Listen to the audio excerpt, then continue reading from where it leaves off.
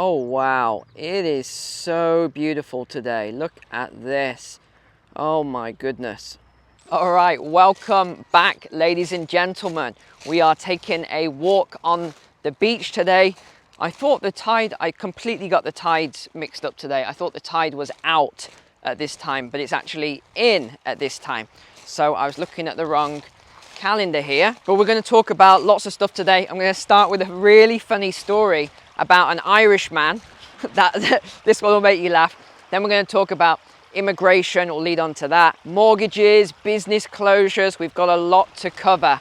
And actually I'm going to do a video today and I'm going to do another one tomorrow. Normally I don't do a video on a Saturday, but I'm going to get a video out for you tomorrow because there's just been so much news this week. It's been crazy how much news there's been this week. So I've got to get out some extra videos to get you up to date. All right, let's get over this little river first of all then. All right, firstly, thank you everyone who bought me a coffee. There's a link in the description, a buy me a coffee link. I really appreciate that. Thank you so much. It's enabled me not to do an advertiser this month, which is great because I don't want to spend 3 to 5 minutes sometimes on videos with an advertiser. So thank you for buying the coffee. I really appreciate you. Thank you so much. Okay, let's get on to this really funny story then, because this had me in stitches. So I was mentoring a guy this week, and he's an Irish guy. And who doesn't love the Irish? We all love the Irish. They are the funniest people. Some of my funniest friends are Irish as well. So he told me this story about his friend, Paddy. Now, when someone says their name's Paddy, straight away my eyebrows I raise my eyebrows because I think, is this going to be some sort of a joke or whatever? But his name's apparently Paddy O'Rourke. So if anyone knows this guy, I want to speak to him because this story had me in stitches. So this is what he said. Paddy apparently was refused entry into the USA because he's not vaccinated to get married to his fiancée. So this wedding has been on hold now for over 2 years. He still wasn't able to get in. So last month, he actually crossed the border with a Mexican caravan. Yeah, I can't even, so there's some sort of a video somewhere, it's on Instagram or something. So he crosses the border with this Mexican caravan illegally so that he can get into the country and so that he can get married to his fiancée. So apparently he'd already put down his deposit, they'd already paid for all this, it had been delayed, and they were told, look, if you don't come and get married, you're going to lose the venue and the money and all this. So he crossed over. So this guy said it was really easy. His friend basically told him it was really easy to get across, like no worries at all. So we're going to talk about that later in the video. Okay, we're going to actually have to turn around here. It is full of flies back there and pretty difficult to get across. So since we're on the topic of the Isle of Man where we are today, I thought I'd mention that Ramsey Bakery. Now, I know this doesn't apply to 99.9% of you watching, but I'm going to make it apply. Ramsey Bakery is the biggest bakery on the island, employs a lot of people, produces, I think, 95% of all the bread that's consumed on the island here. So it's kind of a big deal. Now, here's why this is important. Because there's a knock-on effect of this. So something called Laxey Mill here on the island as well. Again, employ a lot of people. I went to Laxey Mill this week and I bought a large 16 kilogram bag of flour. So we're actually going to seal this, Mylar bags, oxygen absorbers, all that sort of stuff. Because before the comments start, people say, no, Neil, you can't just, buy a bag of flour. Oh, the worms are going to get it and all this stuff. No, we know how to seal it. By the way, I had 5 of these comments last week saying, Neil's such a liar. He doesn't bake bread every single day. There's no way with his schedule he does it. Okay, so let me insert a picture here if I remember. I actually have a bread maker. It takes about 3 minutes to just throw the ingredients in. You push the button, it's set for 7 a.m. so that it starts making it at 5 a.m. or something. It's ready for 7 a.m. I just pop it out. So it's a 5-minute job. No, I'm not sat there rolling bread and kneading bread and all of that. No. I use a bread maker, ladies and gentlemen. Goodness me. So yeah, why is it so important that this bakery is closing then, and how does this affect Laxey Mill? Well, I was just reading a book on the history of Laxey Mill. It was quite fascinating, actually. I really enjoyed reading that. And they do employ a lot of people. But I asked the guy when I bought the bag, what percentage of your business is from Ramsey Bakery? He said, are you ready for this? 90%. And it made me think of a lesson that I can actually apply to all of you here. And that is, if you are, I don't know, if you're an employee, well, probably 100% of your income is coming from one source. That is extremely risky. Imagine you're in the stock market and you put all your money in one stock. That would be very, very risky. I wouldn't recommend it. Now, if you are in a role that you're never going to have an issue, you're always going to be employed, well, that's fine. You should be okay. But for some people, if you're a little worried about your role, you might just want to look into that and start thinking about it.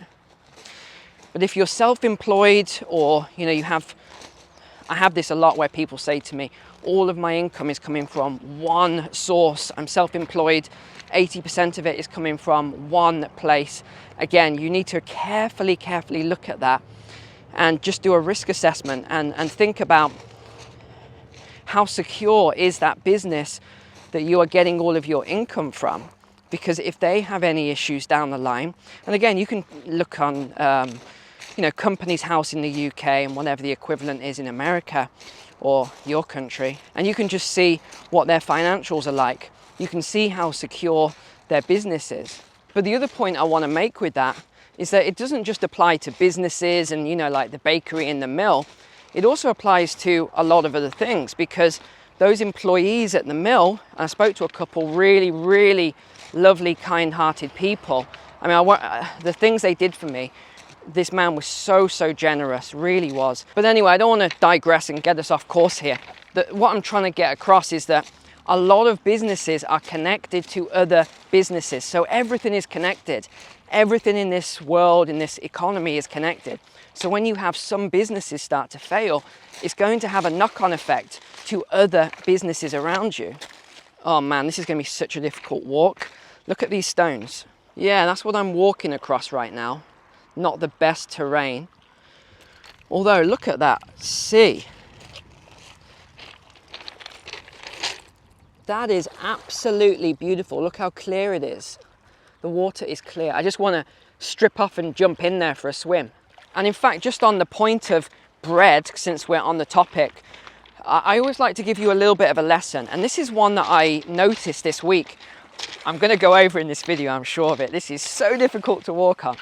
I want to give you a lesson. So I keep talking about food shortages. Please, ladies and gents, my friends, make sure that you have got food stocked up. I don't know how many more times I can say this. So many people still haven't got their food stocked up. How many more warnings do you need? There's warnings from everyone. Organizations, governments, supermarkets, they're all telling you there's going to be food shortages. And yet a lot of people still aren't doing anything about it. It baffles me. It really does. Those of you watching who are not doing anything about it, especially if you've got children. Goodness me. Please do something, sort out your food. But yeah, here's the story I wanted to share. So I threw out some stale bread, as I often do. I threw out some stale bread this week to the birds. Okay, I'm gonna have to switch locations. I'll share my story in a moment because this is just not gonna work. Okay, we're back at the next location then. Now, I found this spot purely by accident, I guess we can say. So I was told there was a heritage site here on the island with these, 1,000-year-old Viking ships and all this other stuff, but that you couldn't get to it. It was on private property. So I did a midnight dash one night to find it, and I actually found the place. And then another time when I've come, I found there's a gate back there. Now, I have no idea if this is private property or not, but I'm sure they would allow it for me to share all of this with you that I'm going to show you in a moment. So the story then, the lesson for you on food shortages. So I had this stale bread and I threw it out in the garden, just threw it out there, and all these birds came by.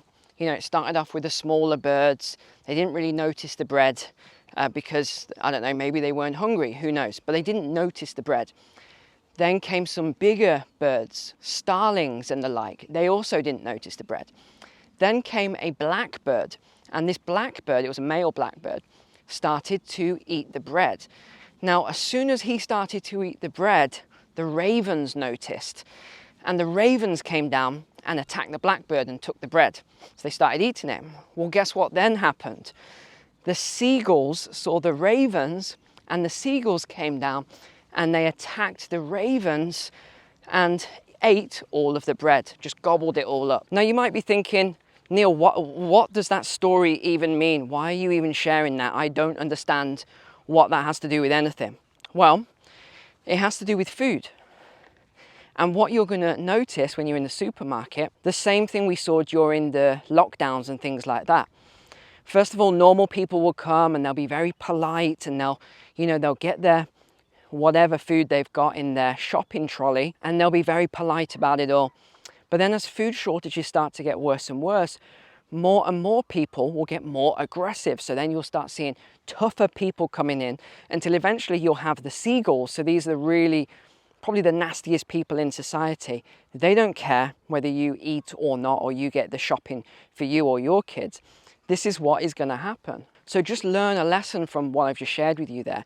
Don't get caught out. That is the absolute worst time, by the way, to actually go and get food and go to a supermarket or wherever you get your food from, is when the shortage is, because that's when it's the most dangerous time. Okay, well, here we go. Let me share this site with you. So this is Balladouble Chapel Hill, rampart of Celtic Iron Age hill fort encircling the hilltop, broken by an entrance near this point, probably dates from the first few centuries AD. Partially excavated 1945, Manx Museum and National Trust. And by the way, you can walk around most places on the Isle of Man. If you throw a stone, you're going to hit something historic.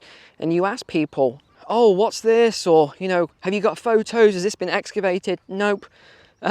No, there's just so much heritage and so much of this everywhere that I don't know. I guess it's not really a big deal here. A lot of people don't seem that interested in excavating and things like that. Okay, so this is a Viking ship burial here. So a lot of people aren't aware, but the Vikings did come out to the Isle of Man, and they did settle on the Isle of Man. So you had the Vikings and you had the Christians at one point. But look at this site. There's no one here. No one at all. So yeah, I have no idea if there's no one here because you're not supposed to be on the property, or if it's just, there's just no one here. Now, another point I want to talk about today. You remember last week's walk, I talked about the Argentinians and how upset they were, and they're not going to have hyperinflation, even though they were in hyperinflation. And, there's not going to be a debt default. Well, guess what has happened? It was only last week I said 60%, I think, of all developing nations will default on their sovereign debt. Well, we had Sri Lanka so that was 2 weeks ago, and I covered it last week. Sri Lanka defaulted.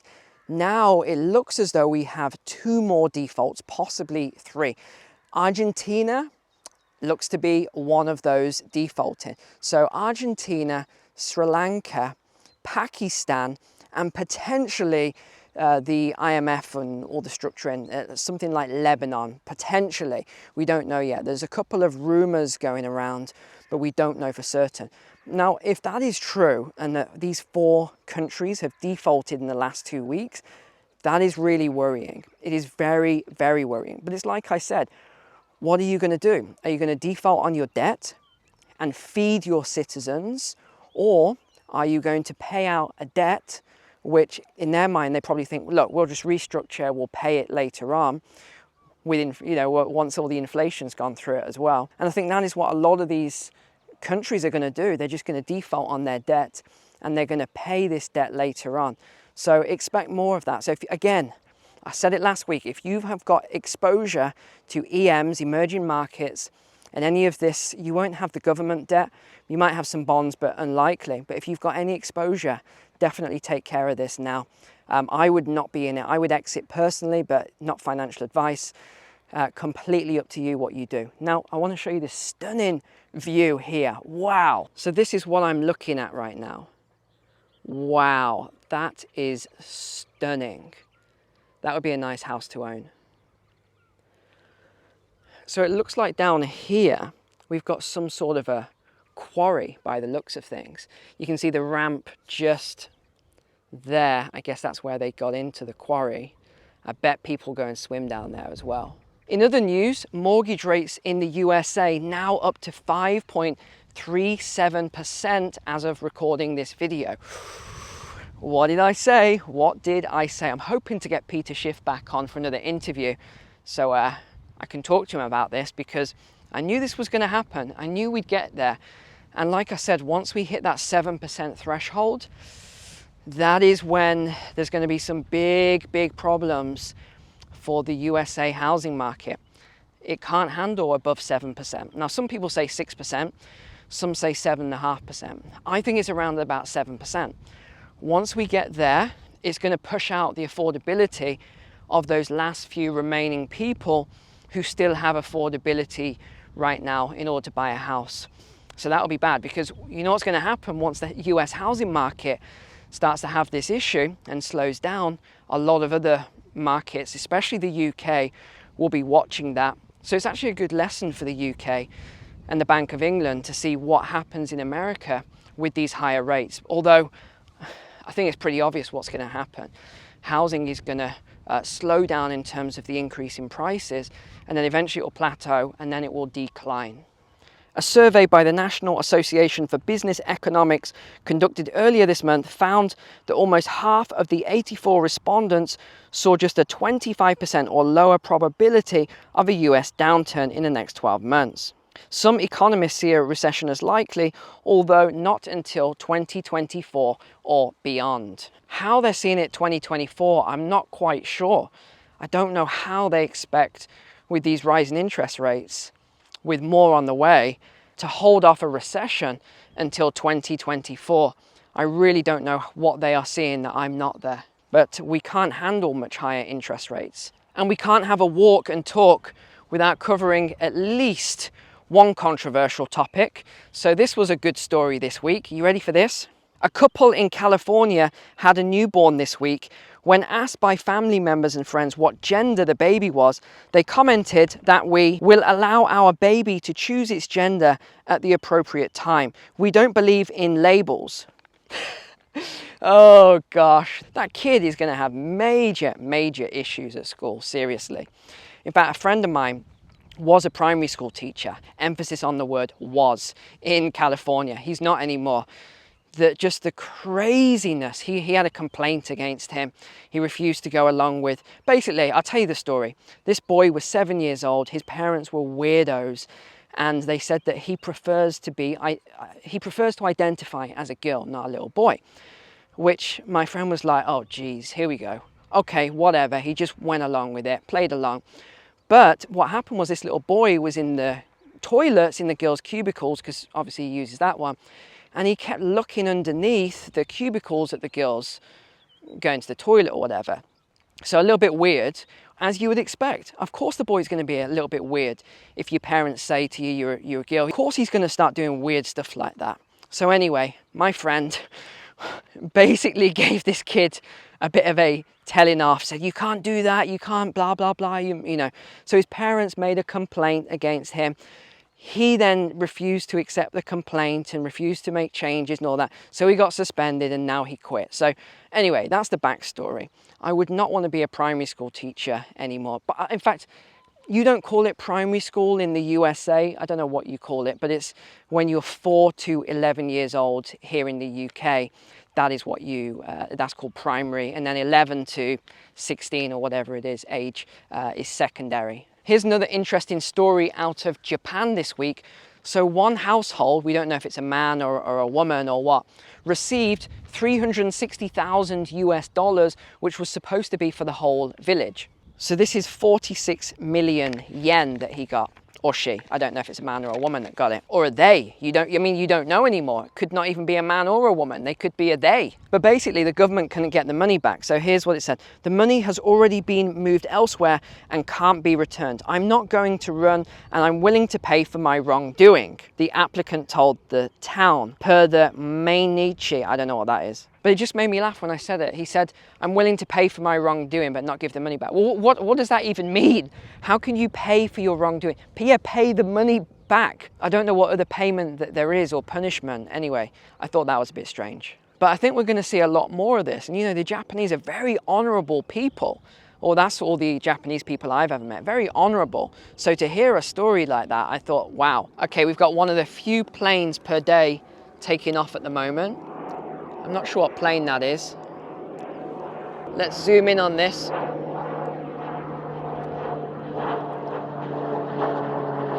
You know what's funny actually? When the Russian sanctions were going on, and again, I don't know this for a fact, I was out walking and I saw a lot of little private jets flying, you know, in and out of the island. So one of my subscribers is an air traffic controller here, so I'm sure she'll tell me what was going on there. I wonder if it was a lot of, you know, stuff going on to try and get off the island or move money around or something like that. Next, okay, let's get on to the final thing I want to talk about then. Sensitive topic for the Americans. Here we go. Mexican immigration authorities have detained 115,379 migrants from the beginning of the year to April 13th, the latest date available, pointing to a sharp rise in illegal migration. It is believed that over 1 million people have already crossed the US border since the start of the year. 1 million people. That is a lot of people crossing the border, ladies and gents. That's worrying. That really is worrying. In 5 weeks' time, Title 42, a pandemic-era policy which has been used to expel more than 1.7 million migrants, goodness me, will be lifted, even to the concern of many left-leaning Democrats who believe that, next page, Biden's immigration policy is encouraging the death of migrants, oh, interesting, by making the perilous journey. You know what makes me laugh about that statement though, and this is them saying, not me, the left-leaning Democrats. There isn't really any concern about the American people. It's all about concern of the migrants making the journey, which obviously I'm not taking away from that. You know, I'm a big advocate of, you know, women and children and the protection of women and children. But what about the American women and children? What about the American families? That's what makes me laugh about a lot of these statements. But the other thing you got to think about is those people will need a lot of help and assistance when they get here. So 1 million people will be using the healthcare, will be using other facilities, the food banks, they'll need accommodation, all this, you know, sort of stuff. And from what I've seen, America isn't doing too well. Biggest homelessness I've ever seen. Huge poverty, huge wealth divide between the rich and the poor. I mean, America's not looking great. And to have another 1 million people, well, that's just what's come in the last few months, according to these statistics. Again, you never know if they're accurate or not, because you have misinformation from both sides these days. But that is a lot of people coming into the country. On Friday, a former ICE director accused Biden of killing people by encouraging migrants to make the perilous journey. He went on to say a record number more migrants are dying under Joe Biden, and over 100,000 Americans have died over overdose deaths of fentanyl coming across the southwest border. And talking of migrating and holidays and things, airfares are going to be going up, ladies and gents. Sure, we could see some deflationary effects from people not having a lot of discretionary income now because of inflation, but I do think we're probably going to see airfares going up for this period right now. So if you want to go somewhere, probably lock in that rate before all the aviation fuel goes up dramatically, especially if there's more, you know, carbon-based taxes, ESG, whatever else. But apart from that, I hope you enjoyed today's walk. What a beautiful walk it has been, actually. Take care. God bless you and your families. Again, I'll try and get another video out for tomorrow for you, because there's so much information going on right now. I want to get it as much across to you as possible. Take care. God bless. See you soon. Hello. Come on over. Let's have a chat. Hello. Yeah. How's it going, guys? Yeah, I don't like those flies either. They bite. Oh, will you stay away from my selfie stick? All right, let's get over this one-handed. Oh. Look at all these cows popping their head over.